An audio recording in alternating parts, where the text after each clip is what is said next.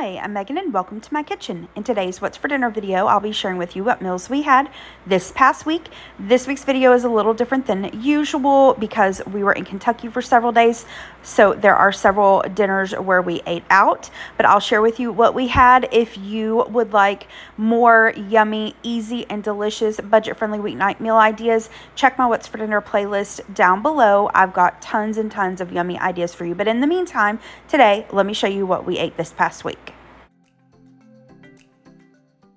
First up, we went to a place in town where you can build your own types of bowls. So I got the steak and shrimp hibachi bowl. It was steak and shrimp with teriyaki sauce and then fried rice and some hibachi style vegetables.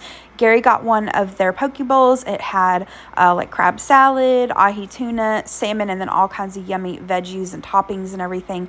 And this was so good. Both of our bowls were delicious.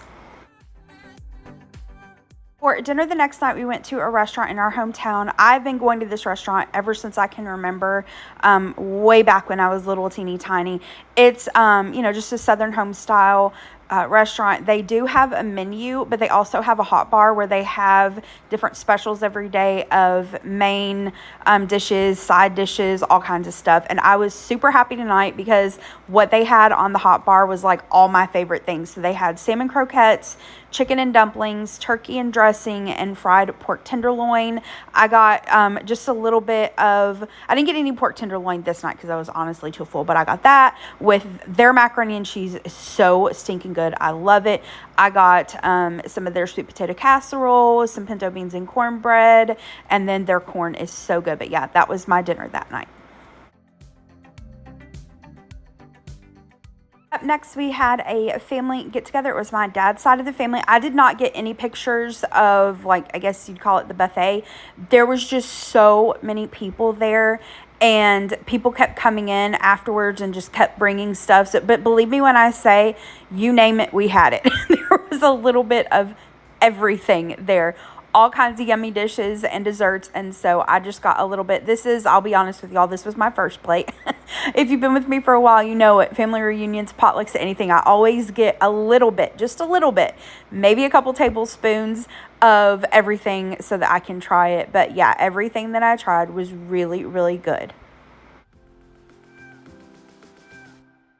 The next night was our last night in Kentucky, and Mexican just sounded really good to us, so I placed an order. Gary ran and picked it up, and y'all, I totally forgot to get a picture of what I got. I apologize. I got a shrimp chimichanga, and it came with rice and beans and then the Mexican salad. Gary got the chicken, shrimp, and steak fajitas, and of course this came with the rice and beans and the little salad and the toppings and tortillas as well. And then of course we had to get queso, so we got the chips, queso, some salsa, and guacamole, and this was so good. On our way home the next day, we stopped in Scottsville, Kentucky. If you're not familiar with that area, there's an Amish community there, and there's a couple Amish stores. And so we stopped at one, I guess the more well-known in that area is called Habbeggers. Sorry about that. That is, they say it's an Amish store. They do carry a lot of Amish products, but it's more like Mennonite. Across the street from there, though, is a true Amish store. And then if you go back through the back roads in Scottsville, you'll come across more Amish places. But anyway, we got some sourdough bread and some homegrown tomatoes. And then Kroger had a sale on their Right bacon. And so I thought, BLTs, duh, of course. So here's what I'm using to make those. We of course have the bread, the bacon, the tomato, lettuce that I will wash, and then I've mentioned this before, but when we make BLTs, we like mayonnaise and then just a tiny little bit of barbecue sauce. So how I like to cook my bacon, I absolutely hate cooking bacon on top of the stove. I hate it. Splatters everywhere. What I like to do is I place my bacon on a baking sheet. Sometimes I put a wire rack under the bacon, sometimes I don't. Just honestly depends on my mood that day. And then I pop the bacon into a cold oven, 400 degrees. And then you want to bake it. It really just depends on how thick your bacon is and how crispy you like it. Usually it's anywhere between like 15 to 30 minutes or so. But once the bacon is done to your liking, just drain it on paper towels. And then to go along with our BLTs, we had some coleslaw that we'd brought home from Kentucky from Lee's Famous Recipe. So we had that with some chips and some pickles. Yummy dinner. For dinner the next night, I tried a new recipe for eggplant, zucchini, tomato, pasta bake using some of the produce that I picked up from the Amish and then some that I had from the grocery store as well. I kind of loosely followed this recipe. I'll link it in the description box below for you. So here I've got some tomatoes. These are from the Amish, as well as the eggplants, the zucchini. I just had them from Kroger. So what I did was I cubed up those veggies. I placed them onto a baking sheet. I'm going to toss them with some olive oil, salt, pepper, and then I decided to also add some onion powder and garlic powder.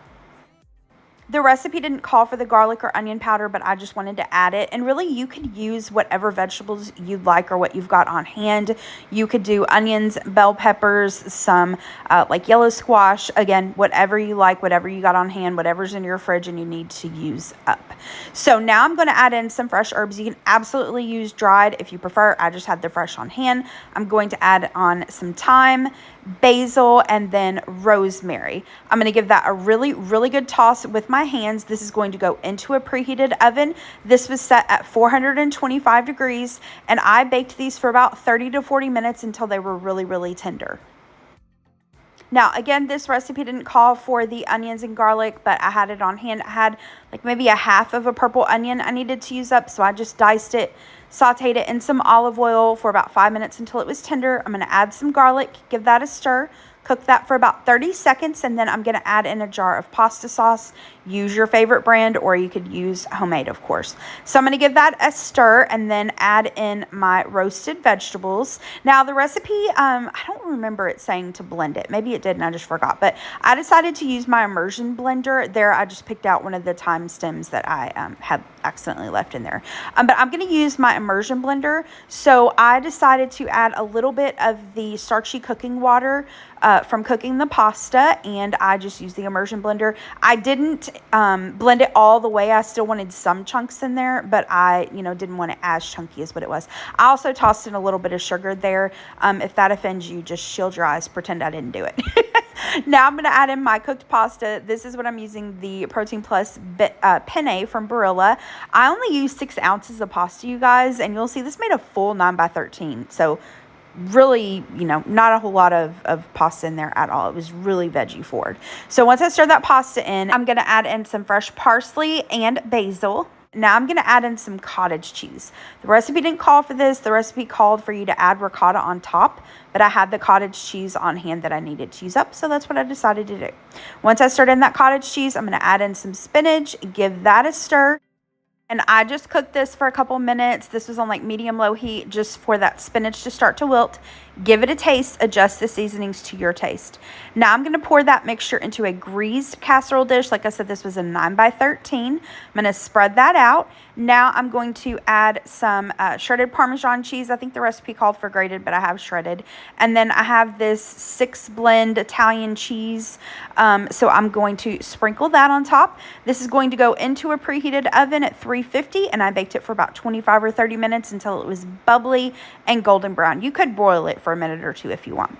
Now I had this garlic bread in my freezer, and so I just allowed this to thaw, and then I baked it in a 350-degree oven for, I don't know, like maybe 8 or 9 minutes or so.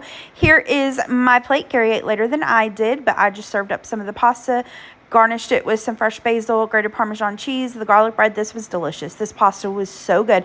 Such a good way to stretch just a little bit of pasta, and especially use up, all those veggies right now that are in season, or, whatever you've got in your fridge that you need to use up. This was really good. And then for the last dinner in this week's video, we just had leftover pasta, and it was even better the next day. All right, that is it for this week's video. Thank you so much for watching. I hope that you liked this video. If you did, hit the thumbs up button below and subscribe to my channel if you're not already. I hope you have a great rest of the day. Thanks so much for watching. Bye-bye.